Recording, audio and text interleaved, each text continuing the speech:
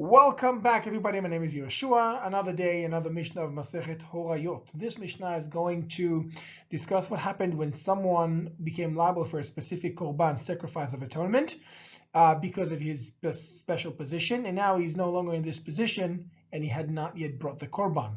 What's it gonna be, right? Let's dive right into the Mishnah.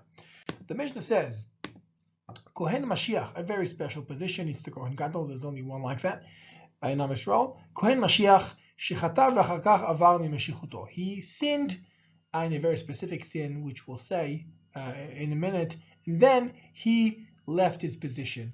He is no longer a Kohen Gadol now, but he hasn't yet brought the korban. What exactly is the sin we're talking about? So previously we've discussed, I'm beginning of Perek Bet. It's a specific avera. Remember that para Mashiach, right? Similar to the para elem davar shel tzibur that are brought for the mistake of the high court. We're talking about a specific mitzvah that violating deliberately b'mezid would make one liable for karet, and violating by mistake b'shogeg would make one liable for chatat. So if that mitzvah, the Kohen Mashiach, had an eluded matter of halacha, a wrong instruction, he allowed himself the forbidden one, and then followed by that he acted relying on his wrong permission, on his wrong instruction, that would make him liable for par hamashiach. So theoretically, he should be bringing the par hamashiach, par of the Kohen Gadol. Okay, so that's, but then before he brought that korban, he left his position. He's no longer the Kohen Gadol, he's just a common Kohen now. That's one case. And another case, similar case, v'chen nasi.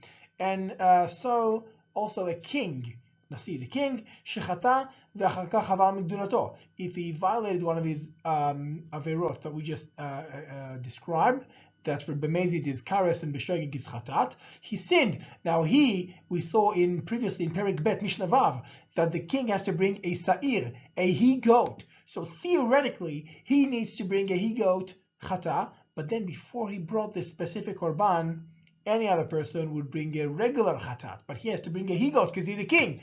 He didn't bring that he-goat, and now he's no longer a king. So what sacrifice should they bring? Should they bring that what they should have brought before, or should they bring a korban according to their current status?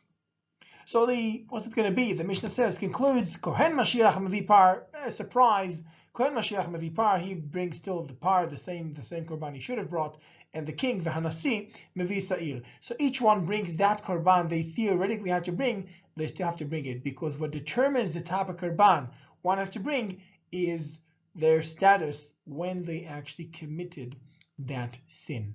And therefore, yeah, they bring those specific special korbanot, even if they're no longer in the position of a Kohen Gadol or a king. That's it for today. Short Mishnah. Hope you enjoyed. Be'ezrat Hashem, tomorrow, another day and another Mishnah in Masechet Horayot. Besorot tovot to everybody. Lehitraot.